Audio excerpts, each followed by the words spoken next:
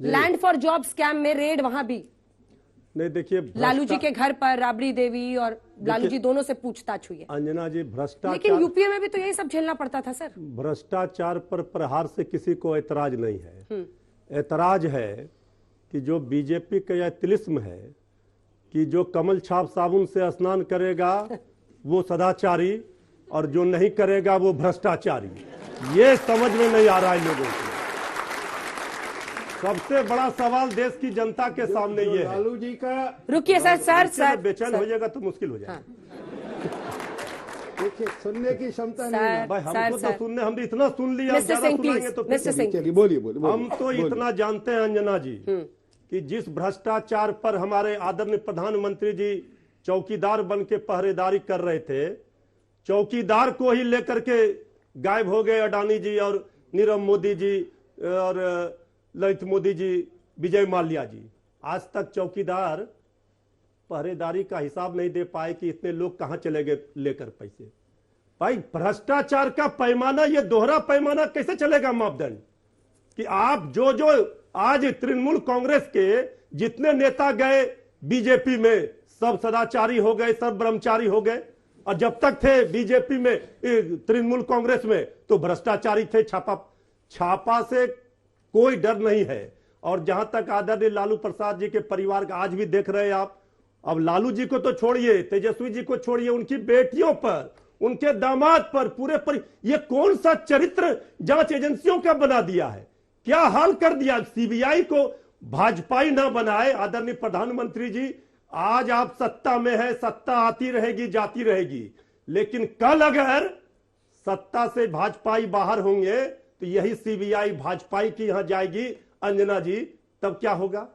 ये जो परंपरा शुरू हो रही है, ये कम से कम दुर्भाग्यपूर्ण है। लोकतंत्र में राजनीतिक लड़ाई लड़ी जाए। अभी ये बता रहे थे हमारे भारतीय जनता पार्टी के भाई, अगर हम गिनती करेंगे, लंबी फहरिस्त है इतने घोटालों की। क्या हुआ? 17 में हमारी सरकार गई थी कि तेजस्वी यादव जी के ऊपर इतने बड़े केस हैं, ये है, फिर तो बीजेपी सरकार में भी आ गई। लेकिन 2013 में चारा घोटाले में तो कन्विक्शन हुआ ना सर। चारा घोटाले पर न्याय, चारा जो आपका पीछा ही नहीं छोड़ रहा, प्रक्रिया में अभी अंतिम फैसला नहीं आया है। आदरणीय लालू प्रसाद जी को जमानत भी मिली है। घनश्याम जी, नए मतलब सिलसिले की शुरुआत हुई है या निर्वहन चल रहा है?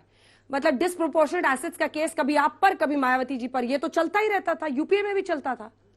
नमस्कार आपको, दर्शकों को और मेरे को पैनलिस्ट को। देखिए, कुछ बातें जो डिबेट में पहले से आ गई, जैसे कि इन्होंने कहा कि आप हिमंता बिस्वा शर्मा जी का नाम लीजिए तो कोर्ट पे जाना पड़ेगा।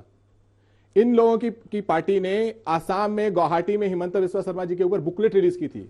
इसके लिए क्या आप केस करेंगे? या फिर अमित शाह जी ने 2016 में कहा कि हिमंता बिस्वा शर्मा जी के ऊपर जो चार्जेस हैं उसे प्रोब किया जाएगा, वो प्रोब रिपोर्ट कहां है? इसके ऊपर आप केस करेंगे? किसके ऊपर करेंगे? अमित शाह जी के ऊपर हिमंत बिस्वा शर्मा करेंगे या हिमंत बिस्वा शर्मा जी के ऊपर अमित शाह करेंगे? या फिर उससे पहले जब हिमंत बिस्वा शर्मा जी को भारतीय जनता पार्टी ने अपनी पार्टी में शामिल किया, उससे ठीक 1 महीने पहले भारतीय जनता पार्टी उनके खिलाफ मुहिम चला रही थी। तो भारतीय जनता पार्टी को आपको कितना गुमराह कर सकती है, उसका नजारा आप ये नरेंद्र अडानी युग में समझ नहीं पाएंगे। क्यों कहता हूं नरेंद्र अडानी? पहले ये अटल अडवाणी युग की पार्टी होती थी, अब ये नरेंद्र अडानी युग की पार्टी है। 1 मार्च 2023, पता नहीं यहां से की बात करने आगे बढ़ने से पहले उनको बोलिए, डरिए मत।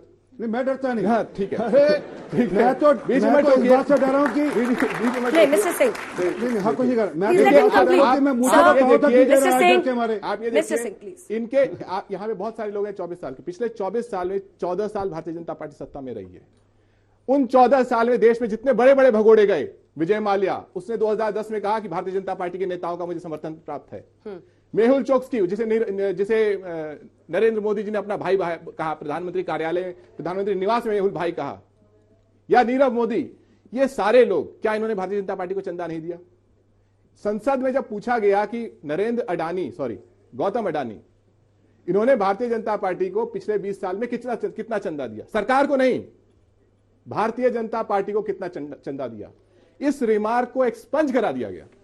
इतनी डरी हुई पार्टी जिसके पास 80-90% सारा कॉर्पोरेट घराने का चंदा जाता है, जिसका चंदा जो कि अनअकाउंटेड है वो हजारों करोड़ में है, जिसके ऊपर आज का अखबार है। इस अखबार में आपको 2 तरह की खबरें मिलेंगी। एक खबर मिलेगी, भारतीय जनता पार्टी के नेता के ऊपर के पास 8 करोड़ रुपए मिले, कोर्ट से कहा गया कि इसके ऊपर चर्चा नहीं की जाए। दूसरी खबर मिलेगी कि विपक्ष के इस नेता के घर, राबड़ी देवी जी के घर, इन्होंने सीबीआई भेज दी। अरे वो उस सीबीआई का क्या हुआ जो उस नेता के घर जानी थी, जिसके पास 8 करोड़ रुपए मिले थे? उन पैसों का क्या हुआ जो हजारों करोड़ आपको मिला? उस सवाल का क्या हुआ जो संसद में पूछा गया कि ये नरेंद्र मोदी जी की विदेश यात्रा में अडानी जी कितनी बार उनके साथ गए, कितनी बार उनके पहले गए, कितनी बार उनके बाद गए और कितनी बार उसमें डील मेकिंग हुई? तो मुझे लगता है कि अगर आप ये युवा पीढ़ी हैं, एक आखिरी बात, मनीष सिसोदिया जी के बारे में कहा गया, यहां बहुत सारी युवा पीढ़ी है। मैं आपसे पूछना चाहता हूं, हम उत्तर प्रदेश में हैं, आप भारतीय जनता पार्टी के किसी 2 शिक्षा मंत्री का नाम बता दीजिए, कोई हाथ खड़ा करे। यहां तो कुछ लोग होंगे जो भारतीय जनता पार्टी का समर्थन करते होंगे, किसी एक शिक्षा मंत्री का नाम बताइए। इनकी 18-20 राज्यों में सरकारें हैं, देश में इन्होंने 4-5 शिक्षा मंत्री दिए हैं। आप अगर गूगल करेंगे तो एक रमेश पोखरियाल जी भी हैं, प्रिंट में आर्टिकल छपा कि उनके करप्शन के बारे में लोग जांच नहीं करेंगे। यहां इतने युवा लोग हैं, सब पढ़े लिखे हैं, भारतीय जनता पार्टी के एक शिक्षा मंत्री का नाम नहीं बता सकते। लेकिन एक शिक्षा मंत्री जब वो अपने काम के बेसिस पे हर स्कूल को बेहतर करने की मुहिम चलाता है तो उसे जेल में भेज दिया जाता है और बहस की जाती है कि उसने घोटाला किया। आज की कोर्ट में, आखिरी बात, हाँ। आज की कोर्ट में लगातार उनके लॉयर पूछ रहे हैं, क्योंकि आम आदमी पार्टी का कोई यहां नहीं है और ये शिक्षा से जुड़ा हुआ मामला, इसलिए मैं अपनी बात रख रहा हूं। कोर्ट में लॉयर पूछ रहे हैं कि आपके पास कोई सबूत है, कोई डॉक्यूमेंट्री प्रूफ है, कहीं से कोई पैसा आया हो तो दिखाइए, जवाब दे दें। तो मेरे ख्याल से इस देश को जिस तरीके से इसके लोकतंत्र की गर्दन मरोड़ी जा रही है कि इनके पास हजारों करोड़ होंगे, वो तो देशभक्ति का पैसा है। सोचिए, अडानी समूह का जो ऑस्ट्रेलिया का सीएफओ है, इंडियन सिटीजन नहीं है, भारतीय तिरंगे के सामने खड़े होकर कहता है कि ये देश के ऊपर हमला है। मतलब मोदी जी से सवाल पूछा जाता है, देश के ऊपर हमला। अडानी जी से सवाल पूछा जाए, देश के ऊपर हमला। विजय माल्या से सवाल पूछा जाए, देश के ऊपर हमला।